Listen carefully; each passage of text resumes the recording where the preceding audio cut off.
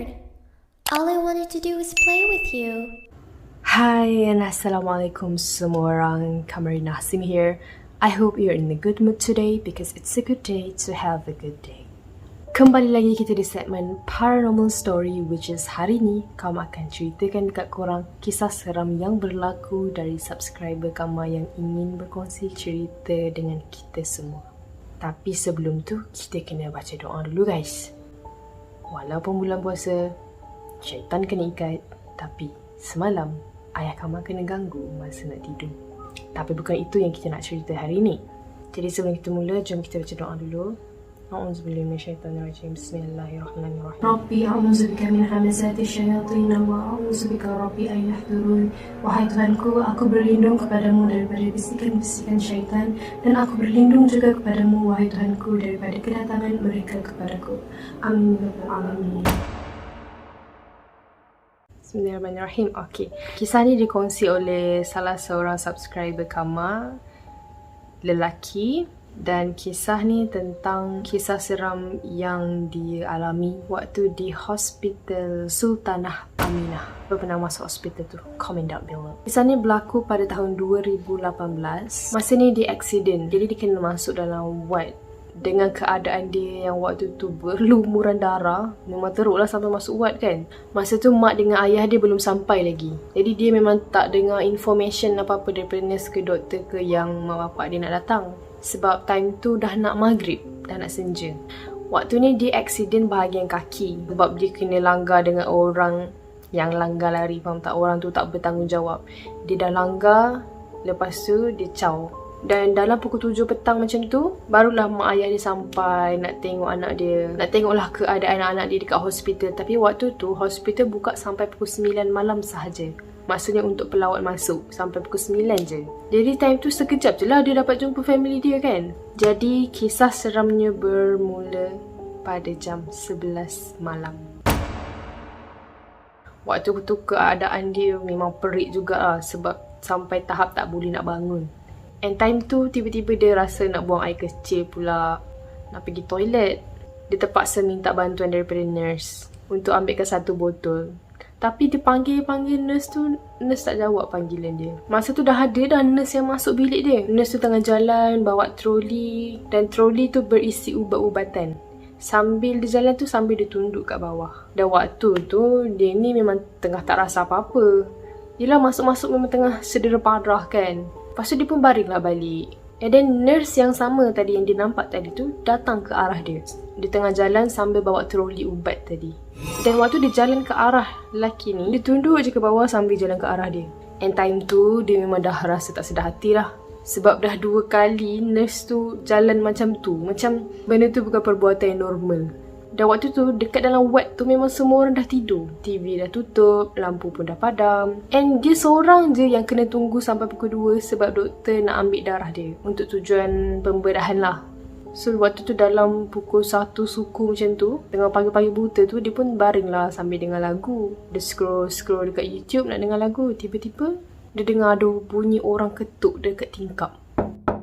Tingkap tu dekat belah depan. Macam ketukan tu seolah-olah macam ada orang nak masuk. And ketukan tu lebih kurang dalam 5 kali saja. Lepas tu dah tak dengar. Pukul 1 pagi korang. Kalau korang kat situ korang buat apa tu? Waktu tu dia memang dah tak fikir apa. Dia terus scroll YouTube dengan lagu tu. Dia terus search ayat kursi. And masa tu memang dia terfikir benda-benda ni. And then dalam beberapa minit lepas tu, ada satu pakcik dalam ward tu tiba-tiba bangun. Dia duduk. Kan semua orang baring kat atas katil kan. Dia bangun sambil dia pandang tepat dekat mata dia. Dia punya katil dengan pakcik tu punya katil tak jauh pun jarak. And then dia pandang pakcik tu buat-buat tak tahu je lah. Dia cuba fikir positif. Mungkin pakcik tu ada penyakit malam. Mungkin dia tengah mengigau ke. And dia tengok jam waktu tu dah pukul 2 pagi. Dia masih menunggu kehadiran doktor untuk ambil darah dia. Akhirnya datang pun doktor. 2 doktor datang. Seorang doktor Melayu, seorang lagi doktor Cina. Time tu macam rasa lega sebab macam okay, ada orang yang masih hidup. Maksudnya masih berjaga macam teman dia. Jadi dia dah positif lah waktu tu. Tapi ada sesuatu yang buat dia rasa pelik. Dia terus kaku bila 2 doktor tadi tu dah habis ambil darah dia dan berlalu pergi. Tiba-tiba dua doktor lain datang ke arah dia dengan bercakap macam diorang tengah berbual tentang perubatan yang dia tak faham langsung. Lepas tu dia terus tanya doktor tu, doktor, tadi bukan doktor dah ambil darah saya ke? Saya baru je datang ni. Sorry lah lambat, tadi saya ada hal sikit dengan pesakit dekat bawah. Dia terus terdiam korang. Habis tu, siapa ambil darah saya tadi? And then dia teruskan diam sebab masa tu masih belum pagi, matahari tak terbit lagi. Sampai dah pukul 4 pagi, dia tak boleh tidur tau. Dia keep thinking, apa benda tadi tu, siapa yang ambil darah aku tadi tu? Lepas tu dalam beberapa minit tu, dia scroll lah Instagram.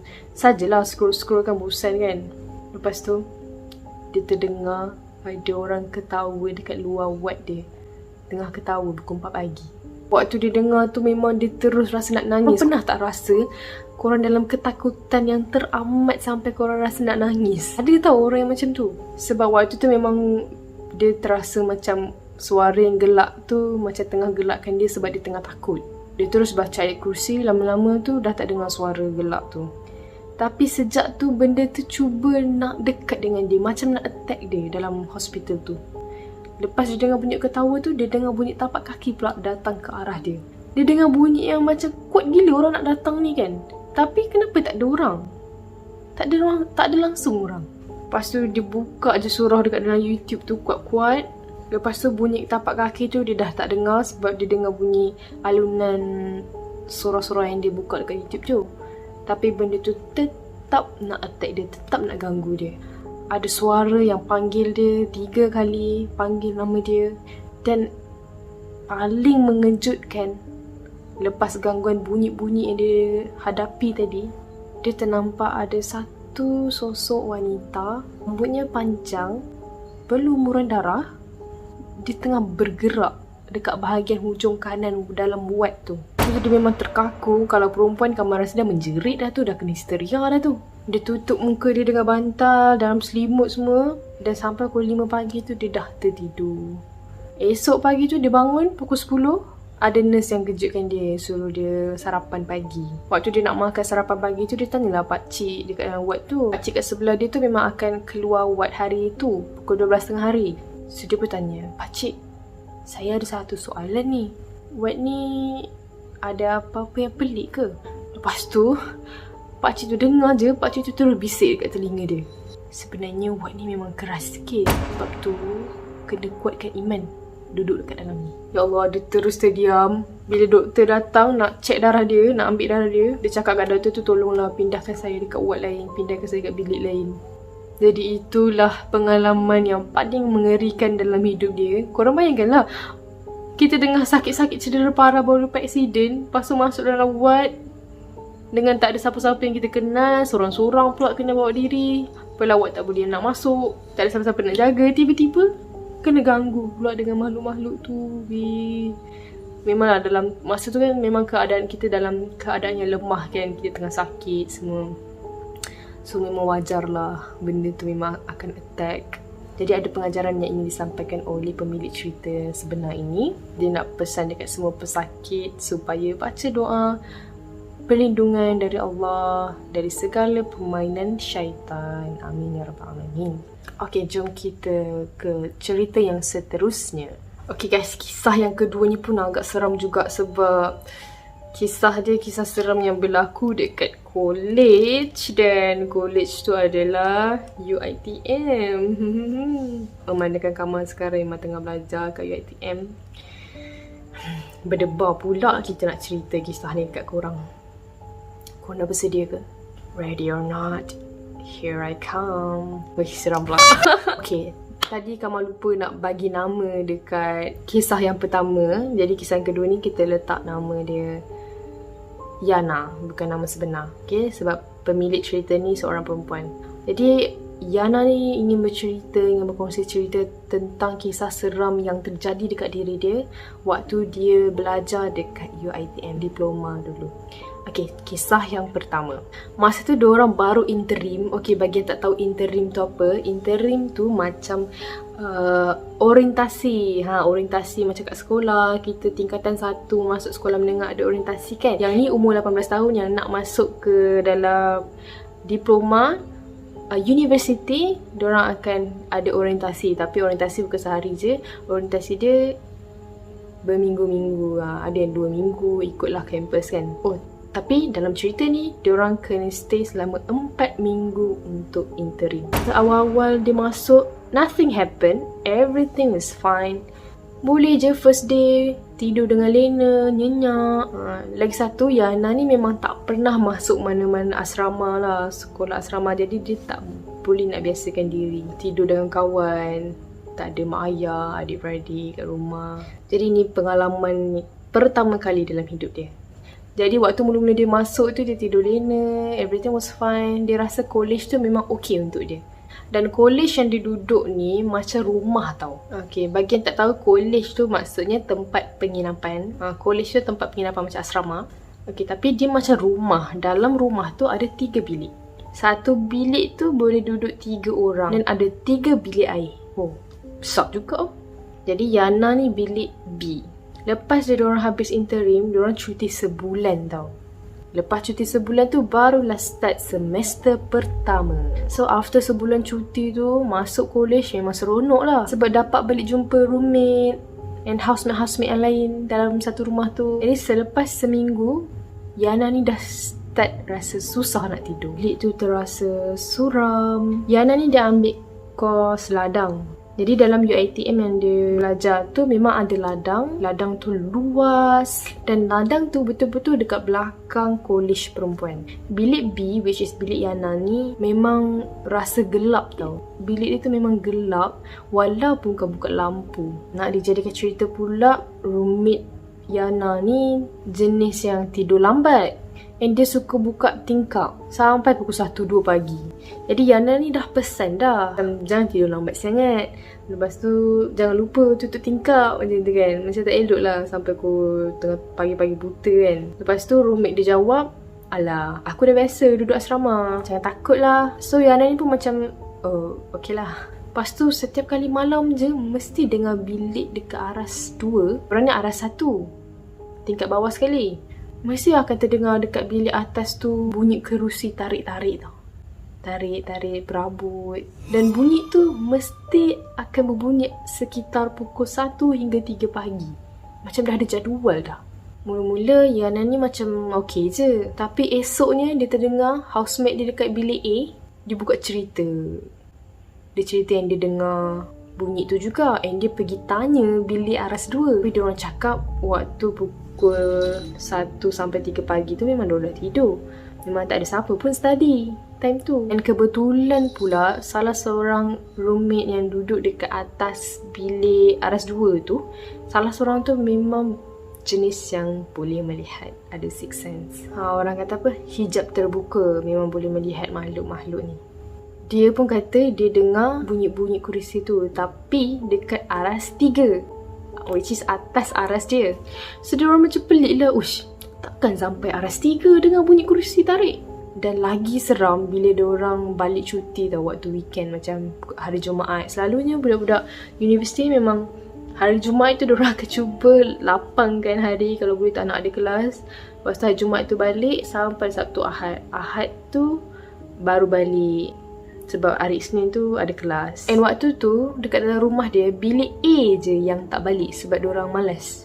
Mungkin sebab rumah diorang jauh kan, transport lagi. Masa tu salah seorang roommate yang duduk dalam bilik A, kita bagi nama dia Dirah, bukan nama sebenar. Dirah ni keluar dengan kawan dia sampai pukul 11 malam. Roommate dia Fika tinggal lah seorang-seorang. Lepas tu Fika kata kan, time tu kecoh sangat bilik atas. Macam ramai gila orang tu. Bunyi kerusi tarik-tarik, dengar suara orang bising-bising, bunyi barang jatuh lah, bunyi suara orang tengah bergurau senda.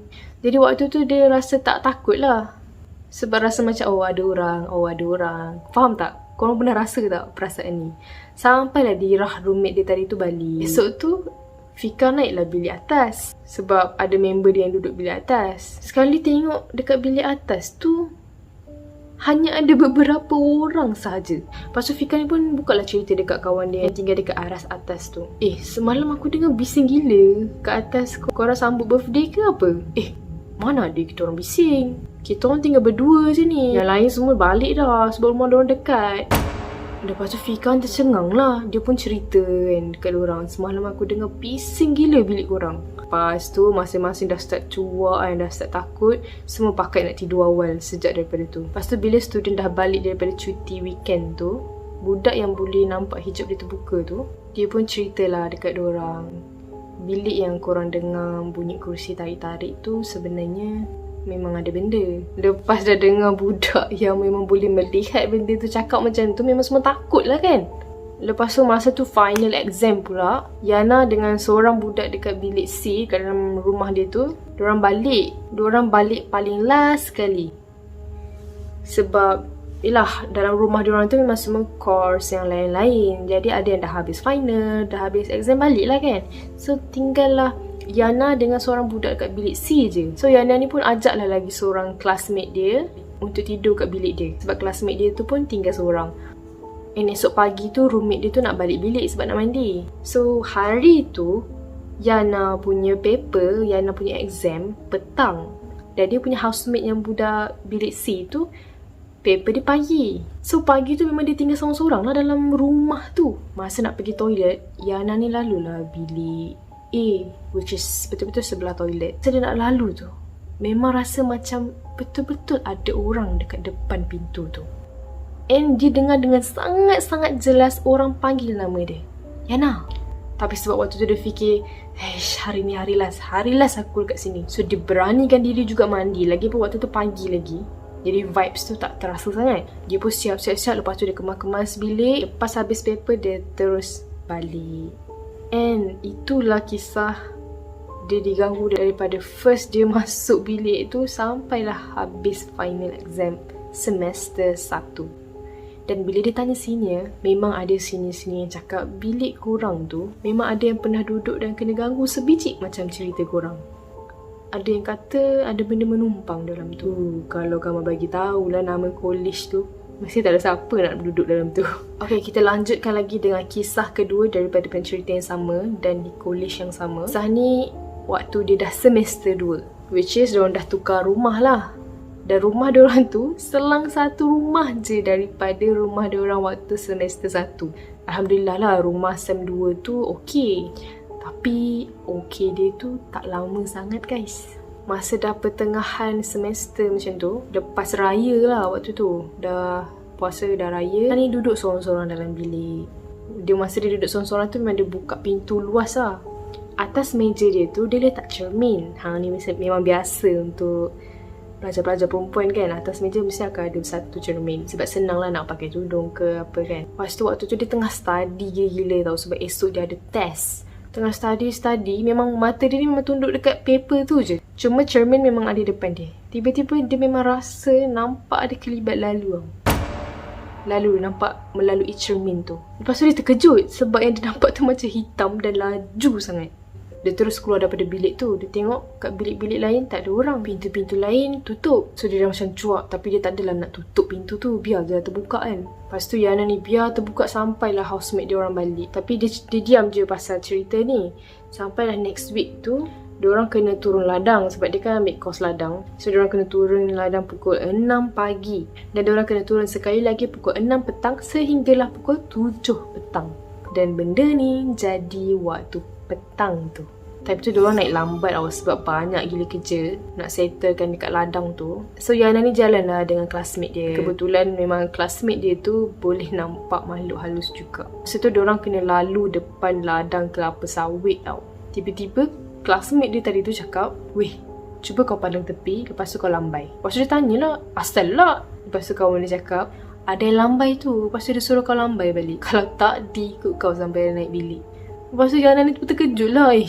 Kau ni janganlah mengarut. Waktu-waktu macam ni dah nak maghrib ni. Kawan dia cakap, tak percaya sudah. Jangan menyesal Waktu tu Yana memang takut sebenarnya. Tapi dia buat tak tahu je lah kan. Malam tu Yana cerita lah dekat roommate dia. Lepas tu roommate dia nak sedapkan hati Yana. Alah, tak takut. Kawan kau saja nak takutkan kau tu. And malam tu dia rasa resah sangat-sangat, tak boleh tidur sampai esok pagi. Dah lah esok tu dia sepatutnya kena bangun awal sebab diorang kena turun ladang awal untuk siapkan kerja semalam. pukul 4.30 dia dah kena bangun and then dia mandi. Lepas tu dia nak breakfast dulu. Dan masa dia tengah mandi tu, dia terasa macam ada benda kecil. Waktu tu memang dia tak boleh nampak apa-apa tau. Tapi sometimes boleh rasa kehadiran benda. Masa dia pun turun lah ladang dengan classmate dia semalam tu kan. Lepas tu korang tahu tak classmate dia cakap apa? Kau boleh tidur tak semalam? Dia pun ceritalah apa yang dia rasa daripada malam sampai ke pagi tu. Lepas tu kawan dia cakap, kan aku dah cakap, ni pun dia ada je dengan kau. Dah nanti sampai dekat tempat yang semalam tu, kau suruh dia balik. Takut mak dia marah dia nanti. Rupanya yang ikut Yana ni budak kecil. Lepas tu memang Yana ni rasa tak sedap kan benda-benda macam ni. Macam dah terlibat pula dengan benda-benda ni. Jadi dia balik ke rumah dia and dia berubat dengan ustaz. And ustaz tu pun cakap, betul memang benda tu ikut. Dan selepas kejadian tu, lepas dia dah lalu daripada ladang kelapa sawit tu, dia memang dah tak pandang dah kiri kanan. Okay guys, itulah sedikit sebanyak kisah seram yang kita boleh dengar malam ni. Jadi thank you guys yang dah tengok video ni sampai habis.